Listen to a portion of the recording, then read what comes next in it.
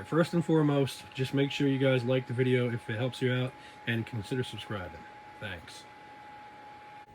I just wanted to make this quick video to show anybody who didn't know about this. I think, you know, a lot of people do, but there are some people that don't. But I realized the other day when my wife was trying to throw out a pan because the handle was too loose, I told her you can tighten it up. And all you're really going to need for this is a 5mm flathead screwdriver bit. It won't really focus in.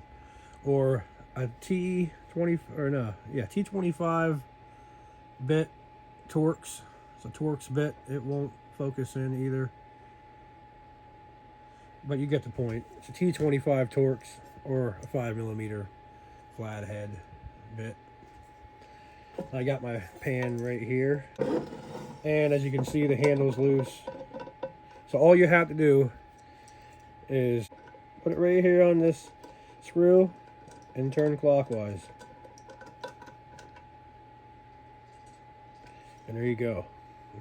Now you don't have to throw out that pot or pan you thought was broke. Thanks for watching. Have a great day.